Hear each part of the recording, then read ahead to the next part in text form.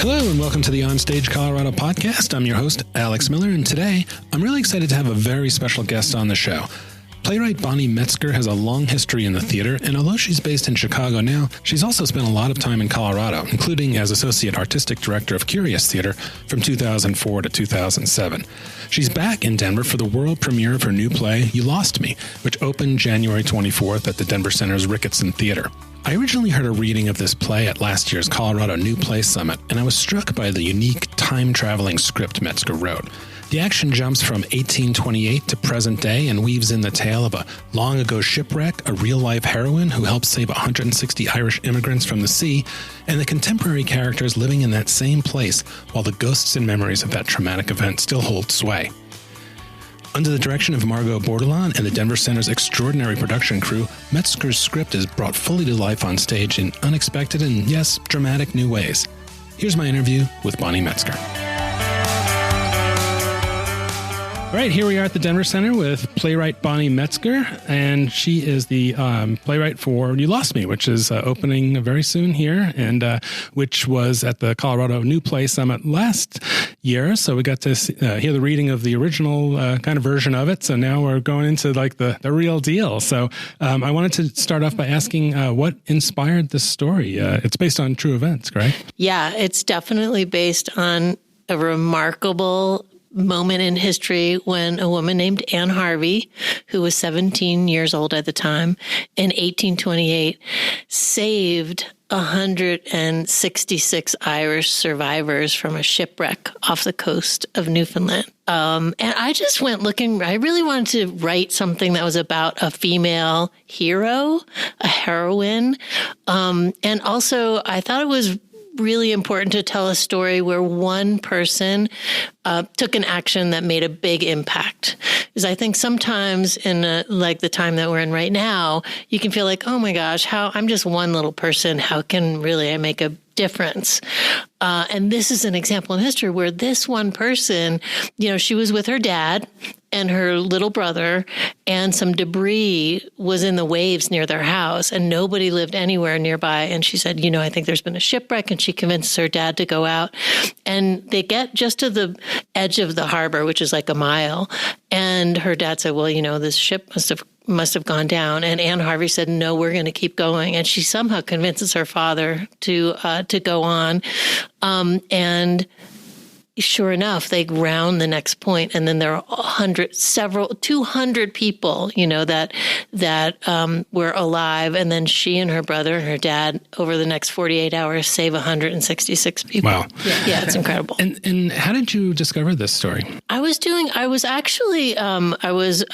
went back to get my graduate degree late in life, something I started when I was in my 20s. And then I went back, and they were offering a class that was in docudrama, which is based on a document in history. And so I went looking for a story, but then I actually had to find documentation for this story. There's a ship's manifest that's a list of the names of the survivors. And that's the historical document that really proves that this event happened. And then Anne Harvey went on to actually get a medal from the king of England at the time, because all of the people were, even though they were Irish, the ship itself was British, and it flew under a British flag, and she got this citation. So it really came from this idea of, oh my gosh, there's like a list of names of human beings that's a ship's manifest, and that's how we think about like a historical documentation. But really, every single one of those names represents like an incredible story, and a story of resilience and survival. And I was really struck about that, and how we think about history and what gets to count as a historical document, and those names themselves, but you hear them throughout the play of You Lost Me. And we try to humanize that list in the theater. Right. And I have to say that was one of the things that really stuck with me after the reading was the way you used the manifest, just the list of names. It was really amazing the way you put that into the script itself. And one of the things about the document is it was handwritten. and it still exists. And it is a very human, it's like one person took the time to write down every single one of those names. And so in the theater, we are telling human stories, There's something even about the fact that handwriting preserved those names. It feels like I'm now passing on all of those names to a whole other generation of people that now we're looking at them and understanding, all of those people survived. So you had as we mentioned, the reading of this last year at the New Play Summit. So how much has the script changed since then? Are you making changes as we speak, or? Well, the script has actually changed quite a bit. As you know, because you've heard it, it's told in a lot of small little pieces. There's so many different puzzle pieces to the story because there is that story of the shipwreck, and then there's a contemporary story of what's happening now in that little town in Newfoundland. And so the basic shape is still the same, but what happens and what gets told and what piece of their stories gets told, that's the part that's really changed. As what happens when you bring actors into the process is that they can show you what part of the emotional story is present and what part of the emotional story could you continue to write. So for instance, today, we are 3 days from opening. We're putting in changes today. And each of the pieces are really a deepening of what's already in the play. But there's a sister of the main character that you get to know a little bit about. And many people have come to the play over the past couple of previews that said, can we know a little bit more about the relationship with the sister? So that little deepening of that story went in today. Also, there's a phone call. There's a flashback of a phone call. And similarly, like it's always existed, but people wanted more and wanted a deepening. So that text went in today. So that's the way that a script really changes over the course of something like the Colorado, the Summit for New Plays, is there's a deepening process because I got to work with actors last year that taught me quite a bit about the play and audiences last year. And now that it's being fully produced, the audience of the previews and the actors teach again a whole new layer of where the play could go. Did any of those actors from the reading come back by chance? It was such a good reading cast. Oh my God, it was so amazing. We did end up with one of the actors, Gareth Sachs, who plays this incredible character, Pastor Paul, who's a tourist, who's like a wandering tourist who shows up at the inn because the house where Anne Harvey, the original shipwreck that tried to keep everyone alive, that house now is in present time is a contemporary inn. And so there's this traveler who comes to the inn and really changes the life of the lead character, present day Anne Harvey. So that actor, Gareth Sachs, who was in the original, he also plays numerous characters in the past. He's continued on and he's wonderful. And he's a crowd favorite, I think it's safe to say. Okay. Yeah. So I also wanted to ask, so 1828, I mean, people from Ireland, very different from people today living in Newfoundland. How did you figure out the voices of those two different groups of people, characters? Oh my gosh. Do you mean the accents themselves? That's one thing. It's almost, it's like an acrobatic act because you have, the actors they speak in Newfoundland accents, but then they also speak in Irish accents. And so, and it's a really cool thing when you experience it because that's one way that a culture has impact on another culture is it actually impacts the accent. And so you hear that happening over the course of the play. What happens in Newfoundland is, it was primarily settled because it had this incredible rich fishing. And so all of these people came over from Ireland, largely originally fishermen and families of fishermen, because the cod that you could just, throw a line in and they'd basically jump out of the water into your boat, and all of those Irish immigrants changed the culture in Newfoundland. And now there's the way that if you travel in Newfoundland, you can just hear, the Irish in the language itself, but also in the food. You see it even in the plants that are growing. They came over with the Irish. So there are certain berries that now grow there that came from Ireland. And that way that cultures are impacted by entire waves of immigration, like what happened in the 19th century in Newfoundland. It's really profound when you can hear it in the language. Right. So there's the language that you had to kind of figure out, and then the sensibilities of those people in those different times. Was that something you had to kind of parse in your script, or? Yeah, one of the other things that's really been such a gift is that the Denver Center funded a trip for me and my director, Margot Bordelon, who's an incredible director, and we both went to Newfoundland together this summer.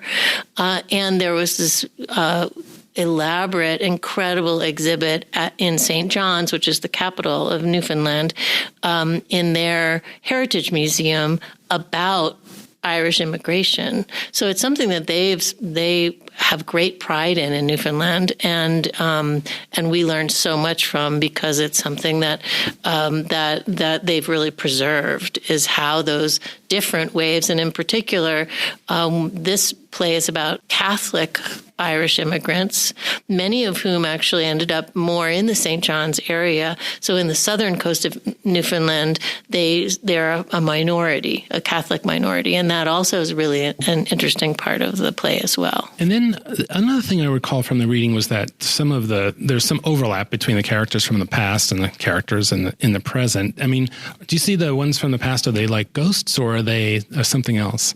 That's such an interesting question. I think of it, one of the things that the play is really about is how certain landscapes in certain places that you go, you probably are familiar with this feeling where you go there and you feel like, oh, you can feel the history. So you feel, yes, I'm here, but also you feel like generations of people have been in this exact place where you're standing.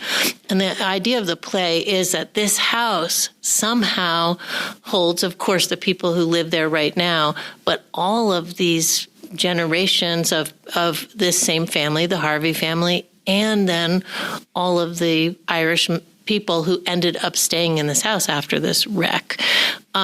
So they do feel a bit like ghosts, because they do feel like they're happening in the past, and yet the play is really trying to bring them to life, and you get to know their story and some of their emotional life as well. So they're not just ghosts. We think sometimes that ghosts are a little bit more hollowed out. These are rounded humans with stories that are like echoes to what's happening in the present day. Right. That's fascinating, because, I sometimes think Americans especially don't think a whole lot about who was here before us when we were, in our house or whatever, and I think about that. I'm like, I wonder who was here, and trying to explore that in a place that's one of the neatest aspects of the play, I think. They're actually on an island, right? Yeah, well, Newfoundland itself is an island. And then originally, Anne Harvey and her family did live just off of the coast on a small rocky island called Islamore, Island of the Dead. Now the entire little town around that harbor is called Islamore. So it started as an island, but now it's a kind of a town that encompasses a number of rocky islands as well as like this little harbor. But anywhere, any island that you spend a lot of time on, there's this sense that half of the people love there and they never want to be anywhere else, and the other half they just can't wait to get off the island. Right. There's that kind of closing in isolation that that can choke people off, and they're like, oh my God, get me off the island. So the play is really about that divide, within this community of people who love it there, who can't imagine being anywhere else, and then especially the younger generation that just cannot wait for their life to start. This first step of which is get me off this island, Right, yeah, they feel trapped. They're trapped, and they're like, oh my God, get me off of here. On Onstage Colorado is the state's best place to find information about live theater. Our website at onstagecolorado.com has the most comprehensive calendar for live performances, not just in the metro area, but all around Colorado. That means you can find shows from Boulder to Breckenridge, Denver to Durango, and everywhere in between. Also, the Onstage Colorado review crew gets out to see many of the shows going on around the state. So if you'd like to know more about a show before you buy tickets, chances are we've got a review of it online you can read first. To keep on top of it all, subscribe to our weekly newsletter on the site. It comes out every Thursday and has the latest reviews, podcasts, and also a lineup of new shows opening around Colorado. Find it all on onstagecolorado.com. Be sure to subscribe to the Onstage Colorado podcast wherever you listen to your podcasts. You can find it on Apple Podcasts, Stitcher, Spotify, and many other podcast platforms. So in the show notes, it says, and the quote here was, every moment holds the opportunity to change everything. And I thought that was kind of interesting, and I'm not sure where that came from, but I was wondering what that meant to you in relation to your play. Well, all of our lives feel that way, right? We can track which moments really things could have gone another direction. It's so familiar. And one of the things when we're working in the theater, what we're trying is to capture something about life, that is so potent for us, right? And so these characters, particularly the characters in the present, are every day making these choices.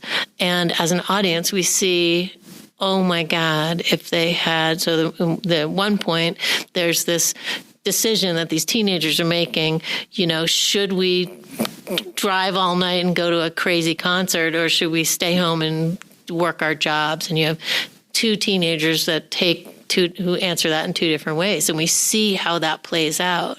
And it's so familiar in our lives. We all know people or ourselves in the moment when we've made a terrible decision that we wish we could take back. And it sets off this chain of events. And that happens in the course of the play. Oh, yeah. Yeah, it is. It's amazing. All the stuff we think we're planning our lives, and stuff just happens, right? Exactly. So I wanted to ask a little bit about you and your life as a playwright. And when was the first moment you thought, maybe I could write a play or maybe a couple of scenes? How did that start for you? Yeah, well, I came into the theater actually through the pit band. When I was in high school, I played in the orchestra of musicals in Connecticut, where I grew up. And it really is just a thing that just takes over you, where it's the theater is just something that just gets in your blood at a certain point. And when I got to college, my life was intersected with this incredible person named Paula Vogel, who's one of our great playwrights, who just had a piece done here at the Denver Center this past year. And she just was a captivating person who convinced me that I could write a really great play, and sometimes we get lucky and we have these teachers that cross our paths that, like I did with Paula, and it really changed my life and it set me on a path. I went on, I'm a playwright, but I'm also a director. I'm a producer. I've done everything in the theater. I love doing all different kinds of things. I've been an artistic director, and Paula is really from a generation where you were trained to do everything. That to be a theater person, you had to do everything, and you had to get up on a ladder and, do lighting and do everything. And that was really the kind of training that she set me off to as well. But playwright, I even though I started as a musician, very early on, I loved writing. I loved writing for the theater. It's incredible to write something that then an audience comes to and responds to. And that has definitely been my experience over the preview process for this play. Right. And I was going to ask a little bit about that when you, writers write alone for the most part. Novelists never get, unless their thing gets, turned into a play or a screenplay or something like that. But playwrights have the advantage of, being able to see their stuff in front of an audience. So what is that like when you see it go from the page to a reading and then a reading to a fully realized play? Is that pretty? Oh my God, it's so incredible. I mean, for a play like this, for anyone who comes, the atmosphere that is evoked of Newfoundland, by this, the design team, the director, the costumes, it could not really come to life, unlike some other plays this play has to evoke this incredible place and these different time periods and what they sound like. And, you feel when you walk into the theater, like you hear the sound of the ocean and it's in our bodies and we all go, oh my God, I want to go to the ocean, So giving that experience to the audience, and then inside of that evocation that the designers have set for everyone, this incredible feeling of being by the ocean, to feel the story being told by the actors, it's been really extraordinary. But you do feel as a playwright, perhaps unlike a novelist, I started the ball rolling, but all of these other collaborators, these incredible actors, all these designers, make this thing together. And that's a great joy of working in the theater, and it's something unique in the theater that you share it. And then the audience comes in and they are finished. They finish it for you. Yeah, they add that final component, right? As a playwright, what is one of the? Is there a particular part of the process that's more challenging for you than others? Like maybe your dialogue comes right out, but plot is not so easy, or anything like that. I would say for me, and that's the thing I'm still working on. I'm someone like, I really believe what's exciting about the theater is that we have to tell a big story in 2 hours. And so it's all about all the things we leave out. You have to leave out a lot of parts of the story. And I love that about the theater. And a lot of my work has a kind of mystery to it because I've left big chunks out. And yet that puzzle of like what's enough for an audience so they can piece it together, and the pleasure we all have of a puzzle where we piece it together, oh my God, that's what's happening, it's really easy to have the wrong pieces.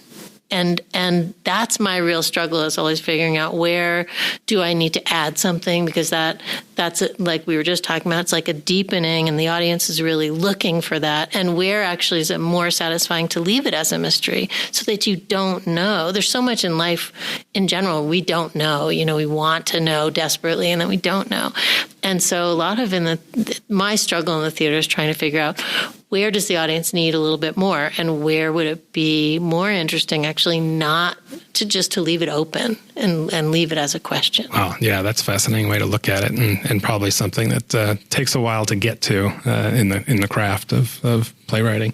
You mentioned how influential Paula Vogel was to you. Are you paying it forward? Do you have some people that you're working with to inspire? Well, I'm definitely a teacher, like Paula is. I've always been a teacher. Right now, I teach at the University of Illinois, Chicago. I love teaching, mostly just because I also love young artists and working with young artists, and I'm really energized. Especially, I love, when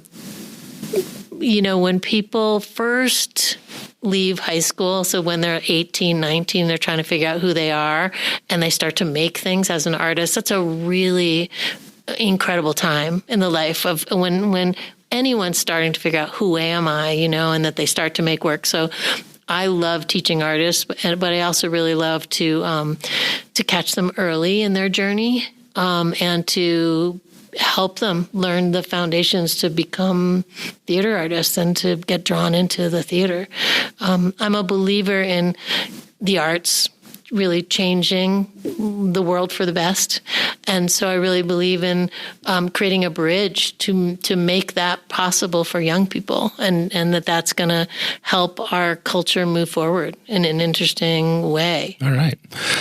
So the last thing I wanted to ask you about, and I know you're deep in, you lost me right now, but what's next? Do you have something else on the board? Oh my gosh. I've been writing this play about a shark for a couple of years. When I was young, there was this movie Jaws that was very formative to me, because it really posited that like the worst thing that could happen is to be in a beach town and there's a shark in the water. Right. And the play is really about maybe I'm thinking about that shark in the wrong way. And I think a lot of artists right now, we're really asking questions about the ocean because the ocean's really in trouble. And so sharks are really, and a lot of who we think of as predators, who we've always kind of been told this story about, like, oh my God, they eat everyone. And yet when they're in trouble, what does that do to change the story? And how do we need to shift our perspective on that? So that's the next play I'm writing. Wow, that sounds great. Yeah. Well, Bonnie Metzgar, thanks so much for taking the time to talk with us on the Onstage Colorado podcast. We're really looking forward to seeing the opening night on Friday of You Lost Me, and best of luck with it. Thanks. Thanks so much. So I Saw You Lost Me a few days after we recorded this interview, and it's quite an impressive production. As much as I enjoyed the original reading, this is the kind of script that benefits greatly from some theater magic to help set the scene. I found myself looking online at a map of Newfoundland and the Rocky Coast where the story is set. It's about as close as you can get to Ireland while still in North America, so it's understandable how that influence came to be and why it persists in the area. Thanks again to Bonnie Metzgar for being on the podcast, and also to Brittany Gutierrez at the Denver Center, who helped set this up. Right after I spoke with Metzgar, we also recorded an interview with playwright Tony Meneses, whose play 2050, another world premiere that came out of last year's New Play Summit, opens in the Denver Center's Space Theater February 7th. So that'll be live on the pod next week, so check it out. If you're looking for shows, showtimes, reviews, and more, be sure to check out OnStageColorado.com, Colorado's premier live theater website. Thanks for listening to the Onstage Colorado podcast, and we'll see you at the theater.